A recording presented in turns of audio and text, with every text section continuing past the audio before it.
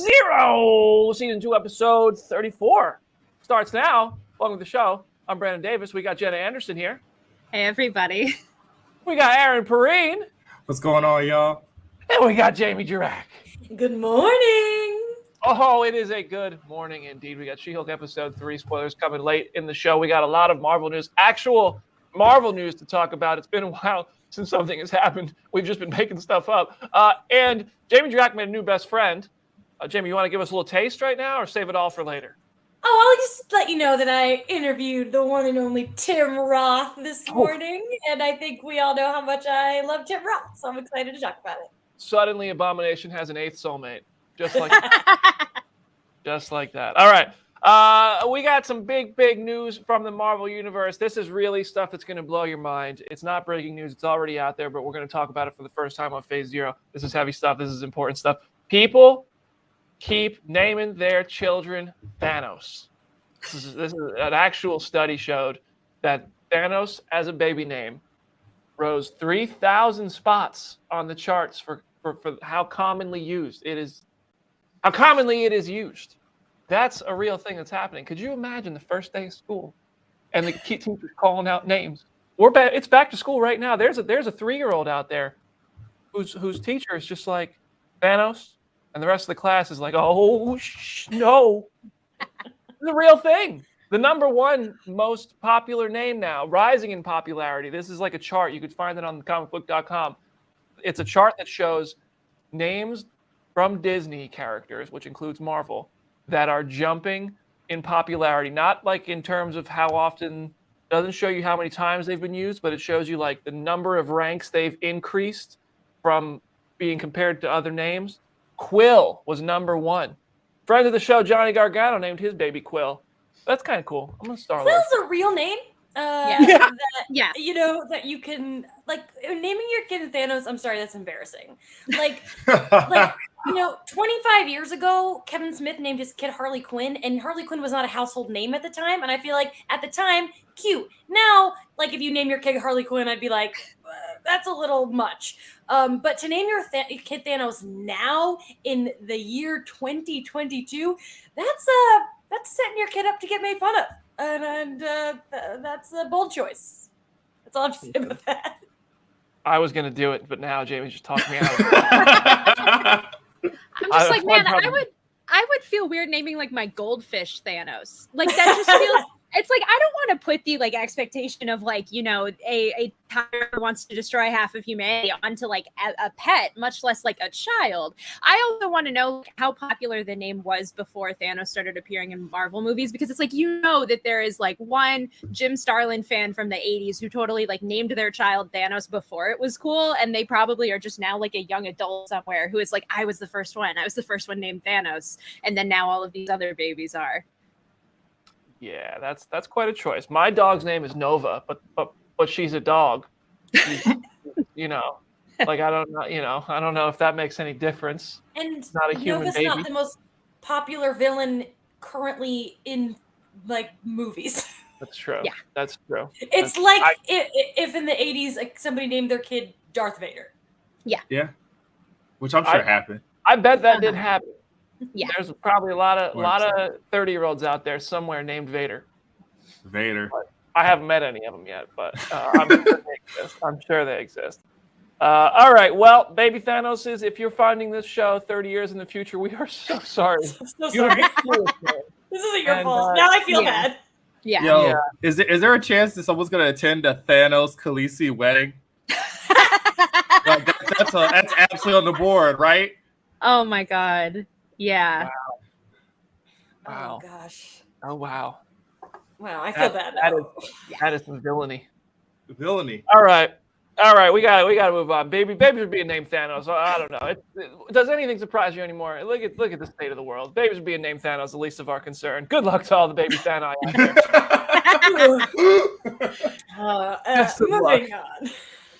Oh gosh. Well, there's a lot of Fantastic Four stuff going on this week, you guys. We got a lot of casting rumors, and it looks like Matt Shakman is directing. Former Phase Zero guest, of course, known for directing a little show, you may have heard of it, called WandaVision. Obviously, I'm on board with that. What do you guys think? I like it. Matt Shakman's resume as good as WandaVision is. Matt Shakman's resume goes far beyond WandaVision, including The Boys, some of the biggest episodes of Game of Thrones, including the one where the dragons just brought down hellfire upon the whole Lannister army. You can picture it in your head right there, lakeside. Jamie Lannister gets thrown into the water. Matt Shakman did that, fam. I'm with it. Matt Shakman can do this. Please, D23, make it official. Anybody I know. else? I'm so on board. I had a feeling they would realistically. I know there was a stretch of time where we were like, "Oh my God, is Spielberg going to do Fantastic Four?" And it's like I'm glad that we've now dovetailed back around to like it was probably going to be someone who was familiar with Marvel and had already worked on a Marvel thing. I think Shakman is such a great choice, especially because I personally just want Fantastic Four to lean somehow into the like 1960s of it all, even just aesthetically or just in the way that the film is kind of presented and like. How he did the original episodes of WandaVision and all of the period piece stuff, I would love to see him kind of stretch into that. Like, I think that would just be really fun. So I'm excited with whatever they end up doing with it. It also seems like all but official confirmation the fact that he is no longer attached to Star Trek. Mm-hmm. So I believe that is all we need to really buy into this one. If I'm a betting man and I could bet on Hollywood directors, I'm putting the house on Shakman gets Fantastic Four. Aaron, you got any thoughts on this? I think it's a good choice. I also, as a Paramount household, I'm like, oh no, me and Jamie love it. Like, who's going to direct Star Trek now? Because that's a problem that will be discussed on our Star Trek podcast at some point. But he proved his family chops on WandaVision. Feige chose someone that he could trust. He didn't throw the keys to Katie and Sean for them to go wreck the Corvette or have something bad happen to the Corvette. He gave it to someone he trusted. So it makes sense and it'll be good. I'm sure it'll be fine.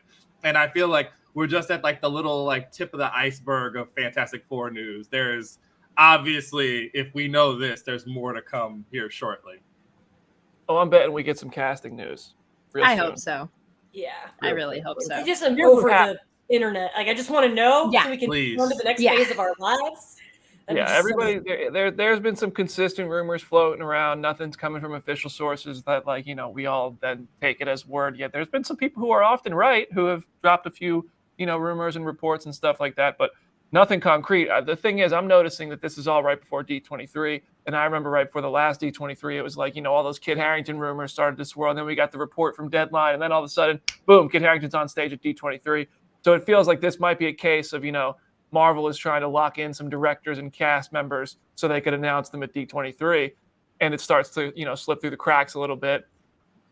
That's what I think is happening here. That's what I hope is happening here. I think, Jamie and I will be at D23, and we'll have all that news for you. I'm not going to be live tweeting that one. Jamie's going to be in the crowd. I'm going to be doing the interview, so Jamie's going to be your fastest updates in the West. Oh, boy. Let's see. No pressure. You know how weird I am about Twitter. I'm going to tweet all the news, and then an hour later, I'm going to delete all those tweets. So. Twitter added an edit button just for Jamie. That's why they added it. They were like, seriously. I'm going to be backstage while Jamie's in the audience, and I'm just going to be like, Jamie, just call me so I can hear it all while it's happening. And then I'll just tweet it. As cool as it is to do the interviews, I am not going to lie. I love being sending the tweets and being the first one to send it all out there, but it's good. I guess it's first world problem to have to do the My tweet is going to be no Elizabeth Olsen yet. Nope. 20 minutes in, haven't seen Elizabeth Olsen yet. Jamie's going to storm out. Yeah. Jim Viscardi would swing in through a skylight. He'd be like, what is happening? Jim's in jail with his new Paddington bear. Yep. Oh, yeah, that's right. That was nice. Yeah. All right. Well, so speaking of the Fantastic Four, Doctor Strange Multiverse of Madness writer Michael Waldron did an interview with Empire where he revealed that originally Reed Richards was going to be involved in the movie in a completely different way. He was going to be in an end credits scene. The quote was, "In my very first draft, I wrote a tag just for the hell of the events of the movie being recorded and reviewed by somebody in the Baxter Building and a stretchy hand coming into frame to run it back. Reed is probably my favorite Marvel Comics character, so I was always gunning to get him in there somewhere." I honestly like this idea. I almost think, I know, like, we've figured out in recent months of like, oh, originally Balder the Brave was supposed to be in the Illuminati, and then that didn't happen. And so then that kind of seemed to lead to Reed Richards. I think this original scene would have been so cool. It feels to me like the kind of post-credit scenes we got in phase 2 and phase 3, where it's like, we're not necessarily showing you an entire actor, but we're still hinting at something. I think this would have been really cool, but what do you guys think? How do you think this would have worked? I could cry. It sounds so much better than what we got. Yeah. I don't think it's necessarily better. Like I don't, but I mean, it would have been cool if he hadn't have been in the movie. It would have been dumb if he was already in the movie and then we got the credit scene. But I mean, I liked Charlize like that. You know, like I think it would have been cool. But I guess maybe I'm just not too invested in the Fantastic Four future. I'm just like whatever comes, I'm into it. I think Charlize Theron as Clea was really cool, but I don't think Clea, like, no shade at Clea. Yeah. Not as well known and mainstream and exciting as Mr. Fantastic is. Like, that's just maybe after Clea's in a couple bad series of movies and then gain some mainstream favor, Clea will get there. But for me, it's like, if we got the ball to the Brave bit with Daniel Craig, that would have been awesome. Would have been what it was. The Illuminati scene was cool. It also, have whatever feelings about it you want to have. If we didn't get Mr. Fantastic in the Illuminati scene and then we just got his hand coming in there because the role's not cast yet, we don't have to see the face, I think that would have, as Jenna put it perfectly, just would have felt like a classic credit scene where you get a tease of an exciting character. This is a character we're all really just talking about, fired up for, some more than others, but universally everybody knows Fantastic Four's coming. Everybody knows who the Fantastic Four are. And it would have just been pretty thrilling, like, oh, they're actually doing it. And instead he got shredded. It's like, okay, that was pretty wild. I'll take that scene, but I would prefer this version of it myself. I mean, I don't know. I'm with Jamie. I'm like, I liked it how it was. I get all like the fan like excitement about the casting and stuff. But think about how insane the tornado of fan cast stuff has been, and he was in the movie as John Krasinski. Can you imagine if they had just dropped a hand in there and it was nobody? Yeah. I would have probably thrown my phone into the ocean 2-3 weeks ago, because D23 would have been so far away that I'm like, we're not going to get any confirmation on this. I don't know.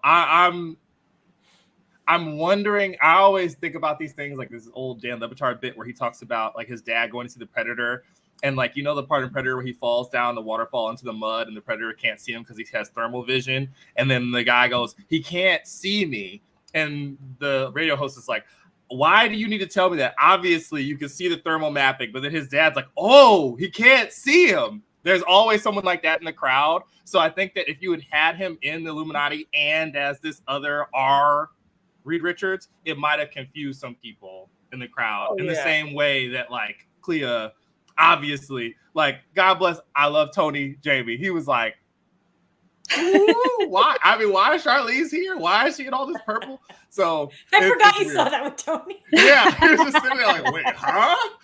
So no, I definitely agree. You couldn't have him in both. You couldn't have Reed Richards be in the Illuminati and then die and then be a 616 hand that shows up. That would have just been like, wait a second, because the conversation from the casuals, the non-Phase Zero listeners, would have been like, wait, did he survive? He was just back in the other. No, like it would have been confusing.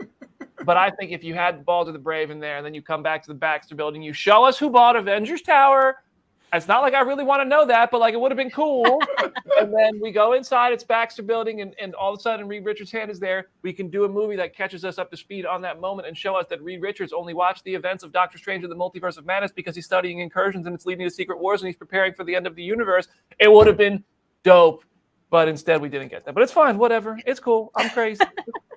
I also think like people forget how many evolutions this movie went through. It's like initially Wanda was going to kill 616 Mordo, and like in this super brutal way, like you can find the concept art and the storyboards of it out there. So it's very clear that this was a very first draft sort of thing that eventually they wouldn't have had both in the movie at the same time. And it's like, I love the post-credit scenes we got. It's just this one would have been so special. I feel like it would have just been wild.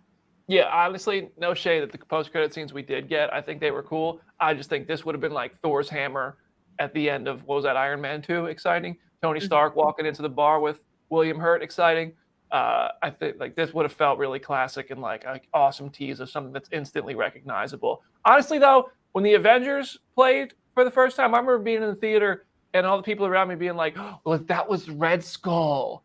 Wow. Who was that? Like, people didn't know who Thanos was. So, but Reed Richards, everybody knows the stretchy hand. That would have been pretty exciting. I think Clea had a similar effect to Thanos, where it's like, yes, this is a big character, a lot of people don't know who this is yet because not everybody at the movies reads the comics.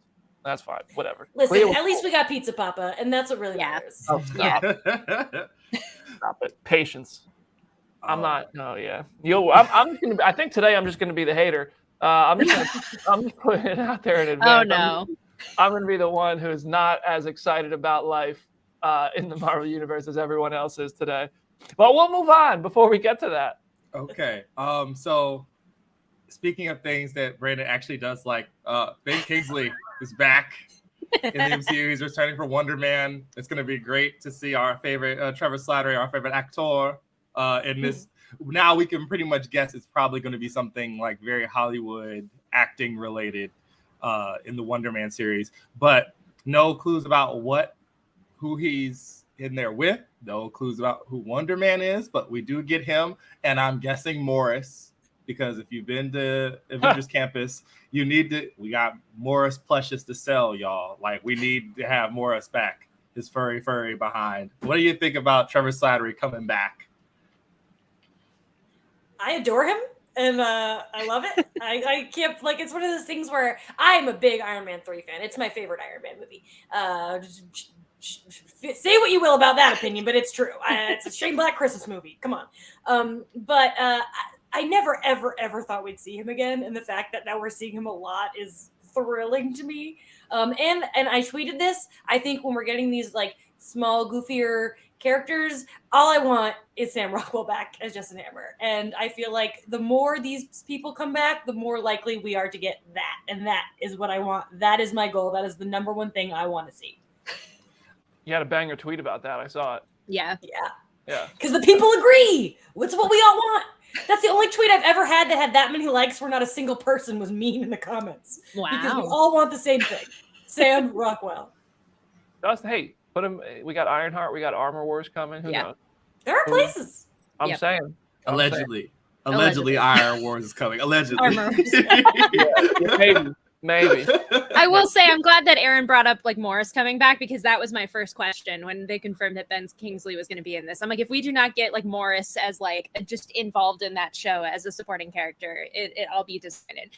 I find it so fascinating that Marvel has not technically confirmed this show. We don't know who's playing one, but this is the first concrete update that we get that it's happening. I just find that so weird. It is unexpected, but it's a very cool way to confirm okay, yeah, we are definitely getting the show, and we're probably getting it sooner than later when we're already having Ben Kingsley be tied to it. So I'm excited. I want to take a step back and go back to Iron Man 3 real quick and let Jamie know I support her support of that film. I disagree that it's the best Iron Man film. I said my favorite. I did not say best. Okay, that's fair. That's fair. Hey, that's a good point. I make that same clarification pretty much every time I have an opinion too, because I think Iron Man 3 is a very good movie. I was very disappointed in the Mandarin twist of it all. That said, I do think it's a very good movie, but Iron Man 1 is still my favorite. But now that we got a real Mandarin, in retrospect, it's amazing. That's how I feel. It's kind of like how Days of Future Past made the third X-Men movie slightly more tolerable, only slightly, because that movie's terrible. But there's just some kind of reversal retcon. Hold up! Stop the Did you just say Days of Future Past is terrible? No. I love Days of Future Past. I said that No. It kind of erased The Last Stand, which made that whole thing more tolerable. Okay. Wow. So, no, I love Days of Future Past. I love it. I was zoned out for a second because I was thinking about Iron Man 3, and then I heard something I was like, wait a second. No. I don't know. I just completely made something up right there. We're all good. We're all good. Yeah, apologies. I was like, X-Men Days of Future Past is No. Whew, that movie rules. Yeah. Anyway, Iron Man 3 deserves some love, and if you don't like Iron Man 3,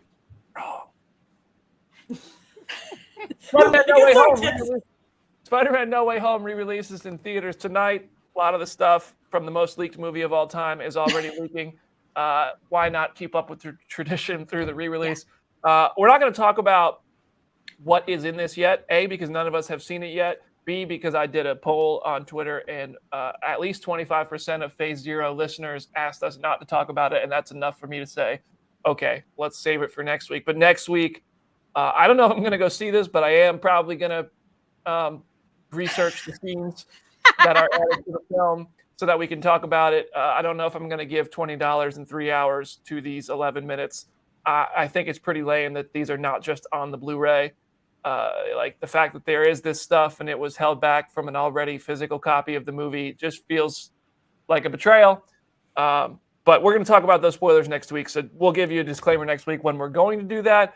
But yeah, the Sony going with this feels kind of like a weird play. But we have another weird Sony play to talk about for our last bit of news this week. Oh, goodness. What do we got? Emma Roberts talked about Madam Web to E.T.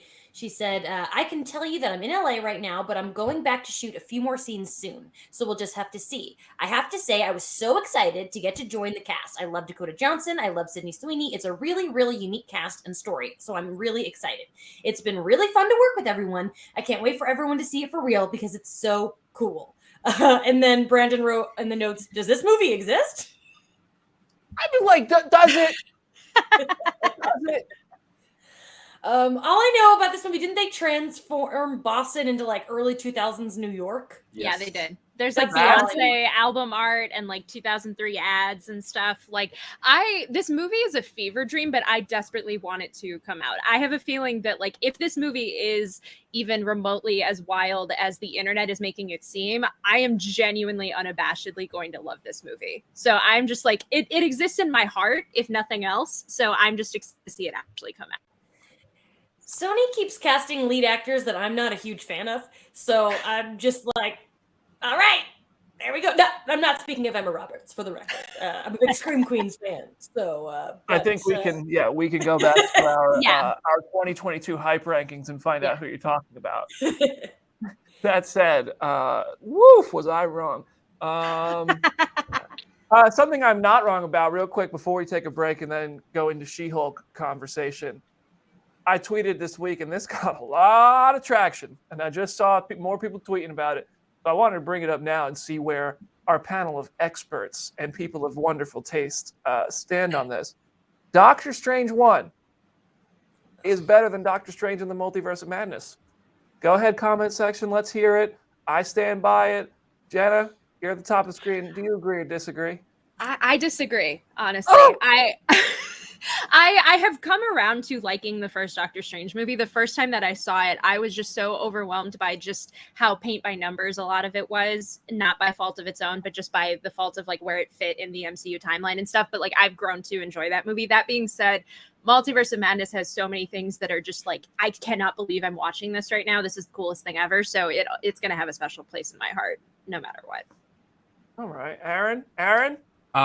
It's been a while, and I was gonna say like I remember more of Multiverse of Madness, but of course I do because it came out like this year.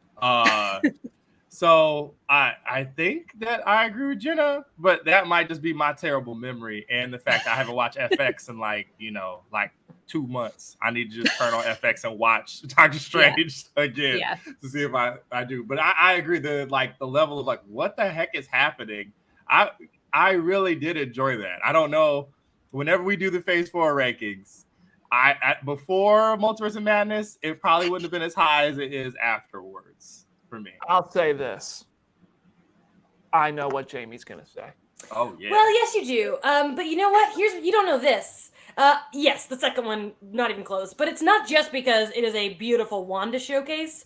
Get ready to hate on me, but the first Doctor Strange is in my bottom 3 MCU.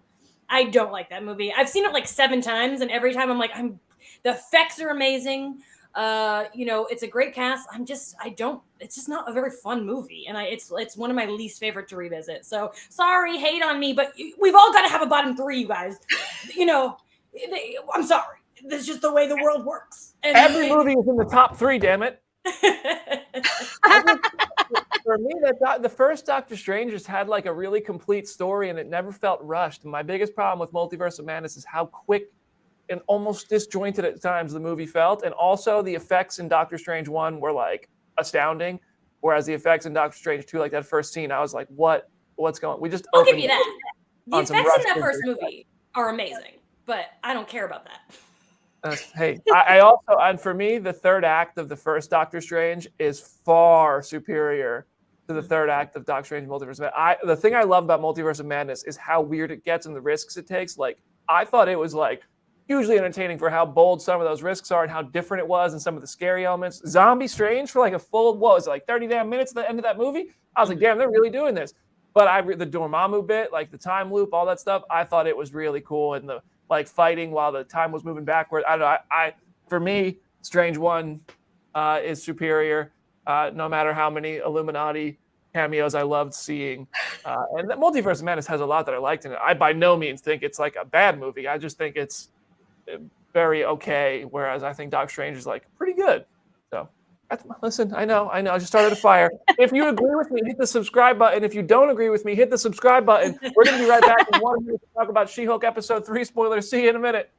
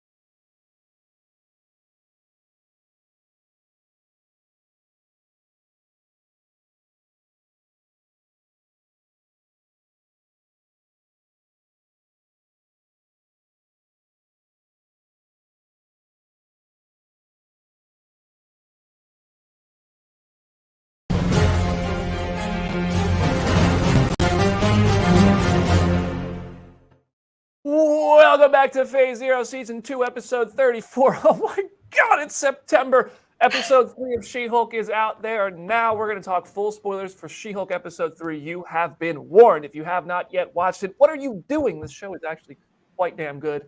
You should be watching it and then come here to talk about the spoilers, Easter eggs. Drop the ones you caught in the comment section. We're going to go around the horn here with the reactions. Aaron, you're at the top of the screen. Start us off.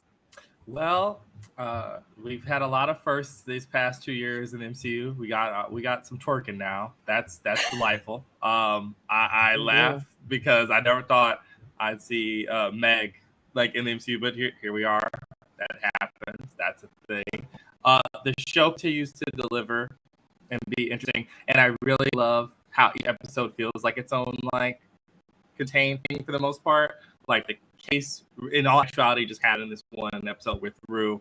Like you get some weird Asgardian legal stuff, which I'm sure will be lingering because like I wondered about that during like Love Thunder. I'm like, this is like a weird sovereign nation in the middle of America. Doesn't that cause like issues? Or isn't it kind of weird when like you have like aliens like running around amongst like normal people? Like there has to be some way to figure it out. Poor Damage Control has their hands too full that they're going to do something stupid at some point. So I'm enjoying it. Tatiana is really amazing as like this. I hope that if this show was nothing more than Tatiana Maslany does, this was all worth it, right? Yeah. Jenna, what'd you think? Oh boy, I wasn't sure if I was going next or last since I know I can talk about this for like 10 minutes. This is probably my favorite episode out of the 4 that I've already seen. It feels so much like reading every era of She-Hulk comics kind of blended together. Like Aaron said, of the way that they deal with the case of the week and the way that they just deal with Jen just having fun, being silly, existing in this larger universe and just dealing with it is so reflective of the comics, but still in this way that still works for the MCU. And it's so fun. It's so ridiculous. As a She-Hulk fan, having a character like Dennis Bukowski, who is this like random antagonist in the first like run of her solo run, for him to now just be where it's like you're in live action and being catfished by Megan Thee Stallion. This is perfect. It's ridiculous, but it's so perfect. And I just love so much of this episode. I just think it's so much fun. Jamie, what'd you think? What a delight. I will say it's probably my least favorite of the three, but that doesn't mean I didn't love it. I'm so into how much it feels like a TV show. My favorite part of the episode, I cackled, is when she looked at the camera and was like, A and B plots coming together. Like, that was chef kiss as a sitcom fan. It's just such a bummer that the cameo was spoiled this week online, and that it was covered, because it's such a fun, silly, goofy thing that would have been so great to enjoy without it being covered ahead of time. Like, that makes me so mad. But it was great. I gotta say though, BD, you are 0 for 2 on post-credit scenes that I like better than that first one. This was amazing. I mean, I loved it, but I genuinely like the way my soul left my body in that first one is still my favorite post-credit scene of the season so far. But I loved this. It's just so much fun. My favorite is every time she talks into the camera. It's just delightful. Yeah, and Tatiana, it's so good. Sorry. Okay. The A and B plots moment was hilarious. I rewatched it this morning and I cackled, and I got a good kick out of the part where their lawyer buddy walked out of his office and he was like, "You guys know me. It's not me. I don't like that." But I thought that, I mean, I think I'm with Jamie. This was my least favorite of the three. I still liked it. I felt like episodes 1 and 2 were moving the pace so fast, and this one was like, all right, we're settled in a bit. Here we are. Here's a tease of the villains. Here's a tease of what's coming. And overall, it just kept the funny humor of it all going, and it just kept moving it forward. I mean, I love Jen Walters. I love She-Hulk. I think Nikki's like a super fun sidekick to her. I'm also like, I love Ginger Gonzaga. The fact that she sold her clothes to the Marvel costume department because she wanted to have input on Nikki's appearance. I'm just like, yo, you literally are Nikki. I was actually writing about her. I invited her on the show to try to get her on as a guest, and I actually almost called her Nikki Gonzaga because I was like, gee, you really are just this character. But we got to meet Wrecking Crew, which we're going to talk about. But we got to start with the credit scene. I'll start it off. Listen, not a huge fan of the credit scene. I know. I think the humor of it all, like, it fits the tone of the show. Maybe some of the humor that goes that far just isn't for me. I think it's just a little, I don't know. It's just there's some moments throughout the show that I think are a little sillier than my taste. So it's not my favorite credit scene, that's for sure. But I think, like, I doesn't make me mad. Doesn't make me, like, I see all these people online. They're like, this is a low point for the MCU. Like, no, this is just humor that doesn't land for you. That's fine. Like, it's whatever. Like, I laughed at it, but I don't know if I laughed in the way they wanted me to laugh. I was like, oh my God, this is insane that She-Hulk is twerking with Megan Thee Stallion. Like, this is funny to me in a way that's like, I can't believe they did that, but it fits the tone of the show. So it's like, I respect it. I think it's like, it's entertainment, whatever. So that's where I stand on it. Like, it doesn't change the show for me. Everybody's crying about it, whatever. But it's not my cup of tea on the, it's a little too silly for me. But it is what it is. Very diplomatic. I like that. That was a nice response. Yes. Some people need to chill out. My gosh. Like, I just don't understand this passionate distaste for things like that. Like, have a little fun. And if you didn't like it, be as articulate about it as Brandon. That's what I mean, like, that's the thing. Like, this show is a comedy. Like, comedy's not going to work for everybody. There's a lot of funny stuff in the MCU that I really enjoy. But there's sometimes it'll go a little too far. I'm like, okay, whatever. It's not for me. If someone else liked it, good for them. Like, cool. Imagine that. Where am I? Am I on an island here and thinking this was a little too silly, or where's everybody? I want to hear what Aaron thinks before I weigh in. I did like laugh. I definitely laughed. I wish I could have went into a cold. Me and Jamie are in agreement on that. I wish it could have been like this big surprise, because it would have been super duper hilarious then. Because when she popped up the first time, I was like, did they just have like her like a cardboard cutout and like had some like Animorph technology for her to go to right. person, or is it real? And then when she pops up, you're like, oh crap, for real, that's dope. And hearing freaking Body on the Disney Plus program is hysterical. It's super funny. So where's TJ to laugh about Pam and Tommy being on there at Disney Plus with me right now? So I get that it's like not, maybe I think there's like a seriousness thing that a lot of the fan base has, where it feels like there aren't quote unquote stakes because it's not that serious. But I'm sure they are coming. We're only on episode 3 out of 9, right? Like they're coming. Like that syringe would tell you that things aren't going to be happy-go-lucky, fun lawyer show for the entire run of this thing. So we better enjoy this twerking while we can. Richard, put that on a t-shirt. I will just say, first and foremost, we better enjoy this twerking while we can. God, where's the merchandise department? Absolutely perfect. It is so funny to me just seeing the internet react very predictably to the post-credit scene in the same episode that the show kind of makes fun of the people who don't like the show. Like people have figured out that the whole montage of people on the internet talking about like, well, why does everything have to be female and whatever? Some of those comments are literally comments from the initial Instagram post when Disney Plus announced the She-Hulk show. So like that is the level that we are being kind of self-aware and kind of expecting the response that the show got. I just find it so funny just seeing the amount of people who confidently are going on the internet and are being like, She-Hulk's not supposed to be funny. She's supposed to be serious. Why is she being so silly? It's the MCU-ified. Read a comic. Read any of her comics and you can be proven wrong. You're proving to me that you have not read a single She-Hulk solo comic. You've just read her in team books where she isn't breaking the fourth wall and she's just kind of standing there as like a girl Hulk. She is uniquely one of the few characters in the Marvel universe who like deals with pop culture stuff in a really silly way. I retweeted a tweet this morning. One of her most famous covers from the Sensational era is her holding a beach ball to her stomach and parodying Demi Moore's like pregnancy announcement ad.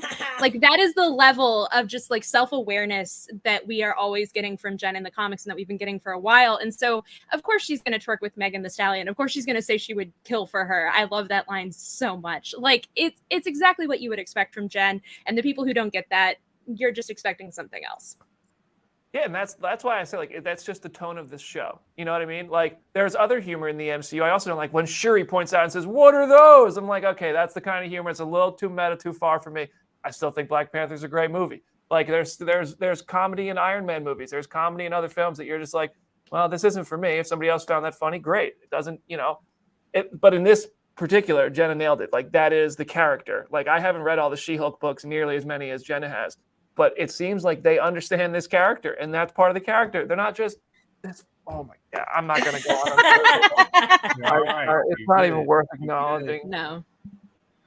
But yeah, all right. Anything else we want to talk about the post-credits? I think this moment is certainly iconic, and no matter whether you love it or hate it, they just had She-Hulk twerk with Megan Thee Stallion. Like this exists now.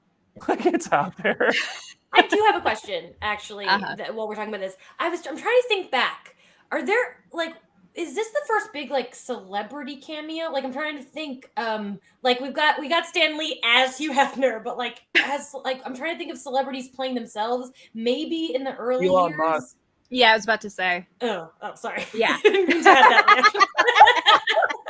Totally fair reaction. I like almost put a thing in my Easter eggs video about how like since Dennis drives a Cybertruck, that implies that like Elon Musk has gone on the same sort of trajectory as he did in the real world in the MCU. And then I was like, I don't want to talk about Elon Musk, so I just like scrapped the entire thing. So yeah, I'm with you there. I blocked that one out. Whatever, a real celebrity, like an actor. Yeah. Yeah, that's what I liked about it too. It felt we don't see that a lot. I'm looking it up right now. I don't think there's been like many at all celebrities playing themselves. Joan Rivers played herself in Iron Man 3. It's a thing that happens in the comics all the time. It's just I think the MCU has been so occupied with like getting to the next big event that they've never had like major celebrity cameos on this kind of scale.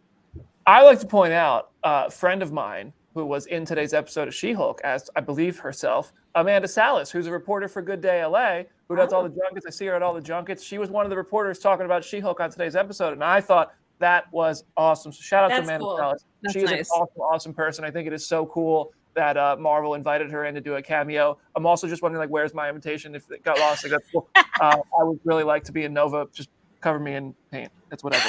But also, Amanda, I'm so happy for Amanda. Amanda has had a tough couple years ago with her health, and now she's back stronger than ever, and she's a badass and a super nice person, and she got to be a part of the MCU. So shout out to Amanda. I love that for her.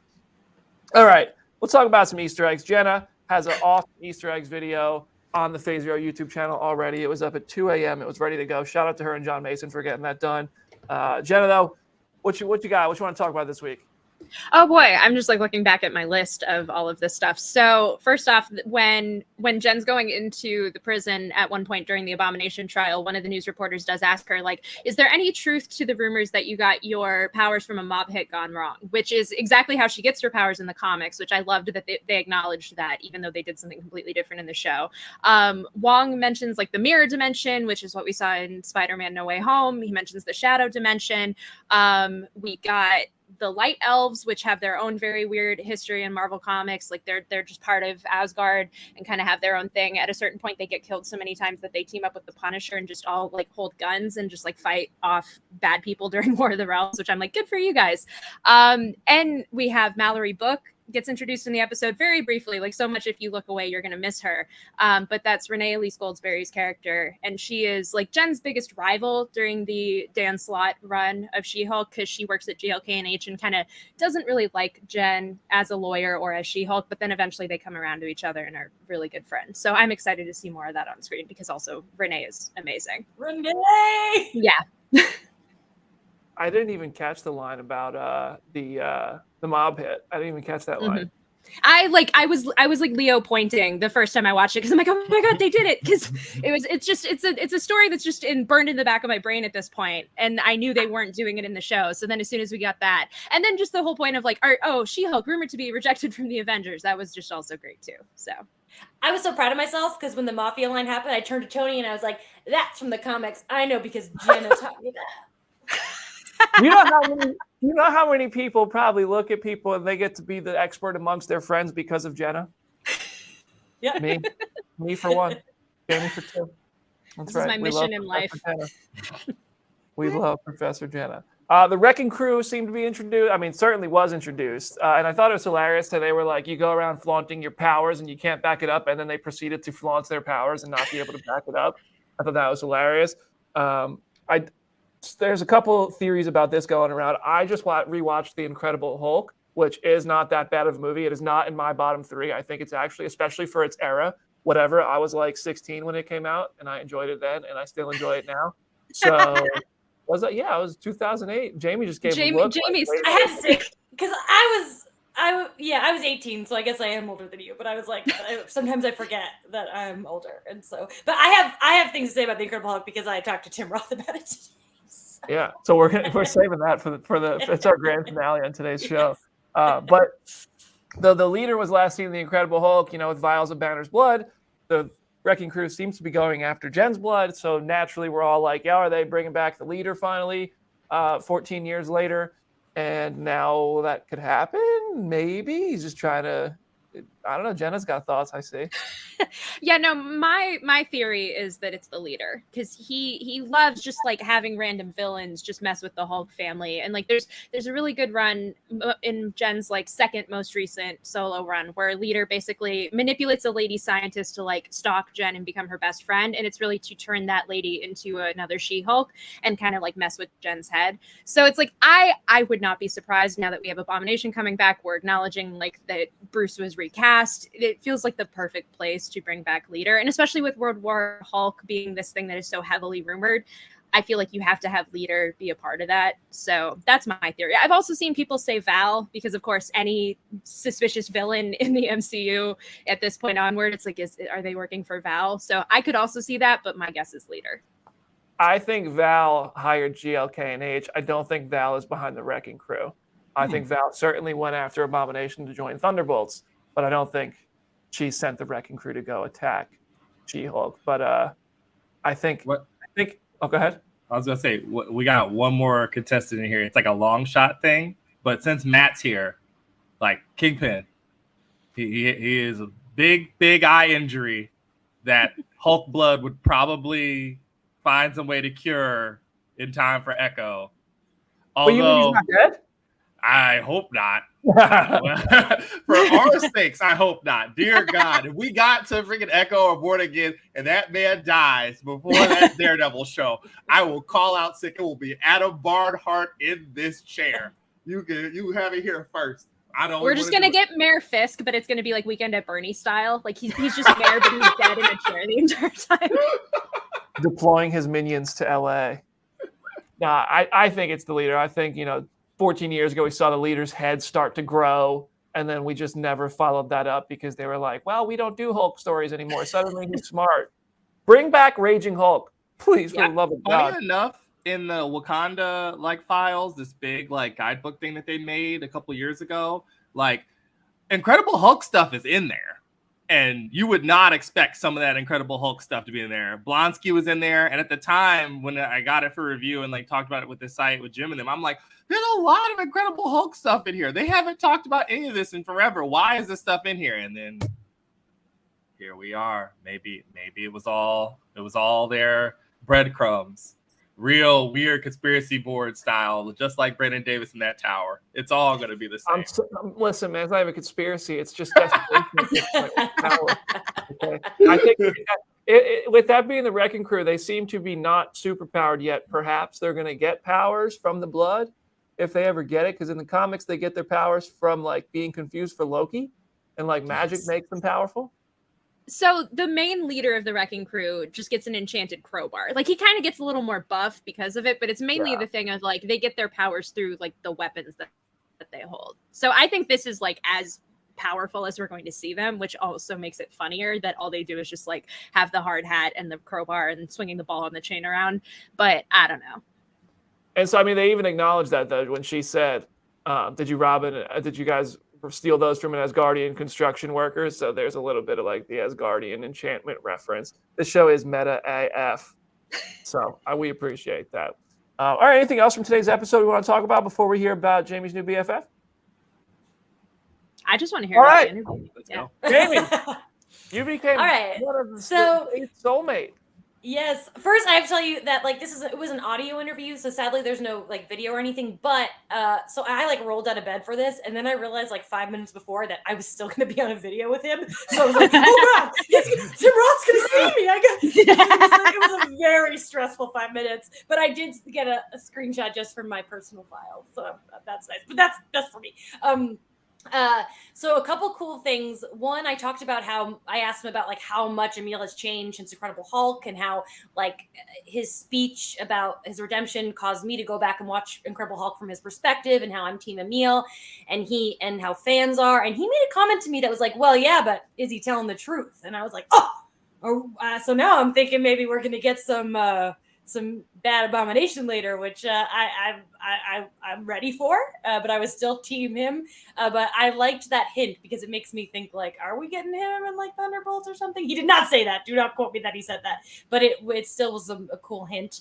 One fun thing. So I finally watched Loose. Because I wanted to see if Julius Ona, I liked the choice for Captain America. The movie was fantastic. I'm now fully on board, and Tim Roth is in that movie. So I asked him about his thoughts, working with him, being Marvel, and he said that Marvel actually asked him his opinion on Julius Ona as a director, but he didn't know he was hired, and I told him. I got to tell Tim Roth that he's directing Captain America, and he was very excited about it.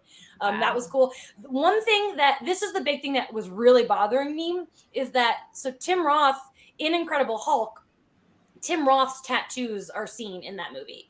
And in She-Hulk, you can see that his tattoo is removed. And I asked him, did Emil get his tattoos removed? Is this, and he's like, you got to ask the powers that be about that one. And I thought that was interesting. And then I mentioned, well, maybe Abomination's healing powers healed his skin. And he's like, yeah, that's possible. Maybe he sheds the skin. But I think it's really interesting that they purposely removed Tim Roth's tattoo, but didn't have a discussion as to why he wasn't showing that tattoo anymore. And it didn't get a clear answer, but I got enough of an answer to say that maybe they just forgot that he had those tattoos in the movie. That's crazy that they just do stuff like that and not even know. Yeah.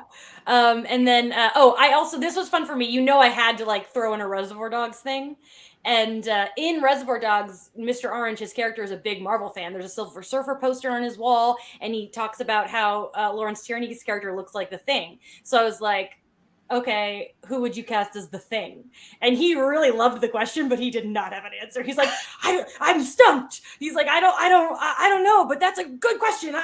And he did not have an answer, but it was still a fun. And there's other stuff that I'm now blanking on, but it's all going to be a bunch of articles are coming out. Check the website for all these spins and articles. There's other stuff he talked about. He talked about reading She-Hulk comics.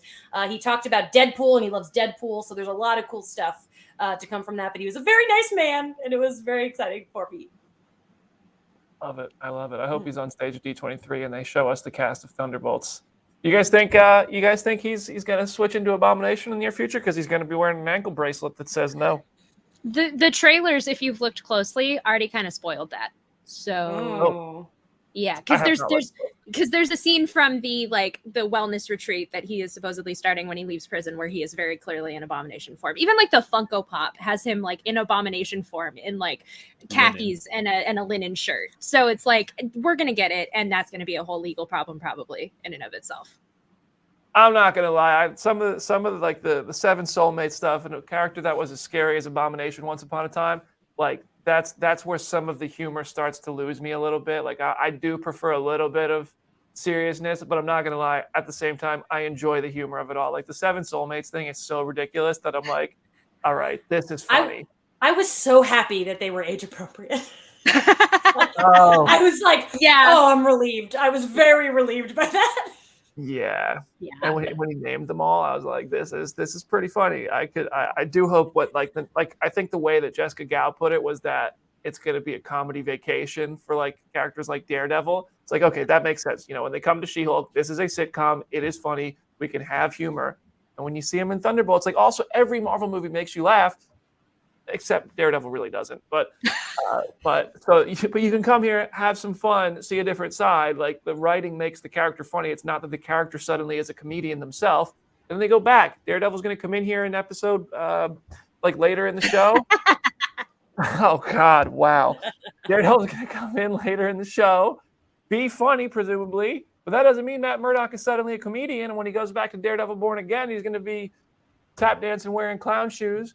Like it's, I wish. You heard it here first. Brandon Davis said that him and Tom Holland are going to recreate that. What is it? Is it drag? What is it called? The thing where he did Singing in the Rain? Lip sync battle. Lip sync battle. Yeah, they're going to recreate that. That's the first episode of Born Again. You heard it here first. I will pull to Tom Holland just now. I will say Daredevil was funny in the Netflix show. He had moments of gallows humor. I still like quote the avocados at law bit and some of the other bits from like the first season in particular. He has the capability to be funny.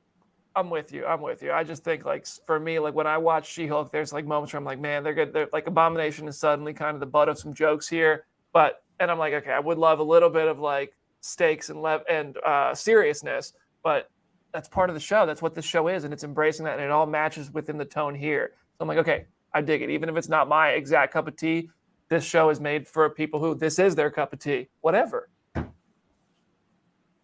Aaron, did you have thoughts? I saw the hand up. I don't know if that was I'm just like sitting here thinking about, well, at least Tim Roth didn't have like Tristan Thompson as his best man or anything. I can't get past the 8 soulmates.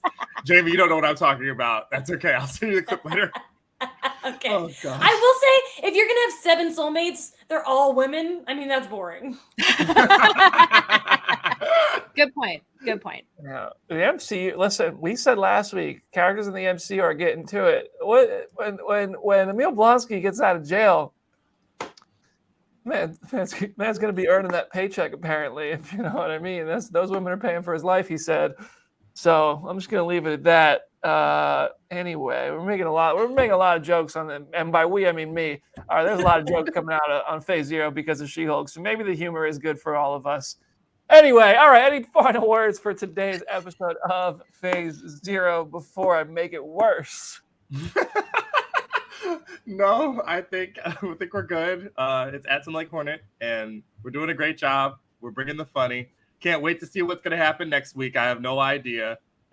I've grown scared of traversing certain parts of the internet because me and Jamie are supposed to be like every people watching the show with you. So I don't want to see any of this stuff, which makes being on the internet impossible. So we're going to try our best, y'all. Oh my God, there's no DC fandom this year. Wait, Nope. what? Did they confirm that? They just now it's in our group chat from Popverse. Warner Brothers Discovery has told us there's no DC fandom this year. My goodness. I expected as much, but yeah, I expected as much when Warner Brothers supposedly only has money to promote like 3 more movies for the rest of the year. That's but a bummer. somehow they still renewed Harley Quinn because James. Yeah, thank God. Thank God. W. Thank God. Don't forget, those new episodes are also on Thursday, and today's episode, you guys, is a good one. It's like a Batman episode, and it is funny. So watch the show.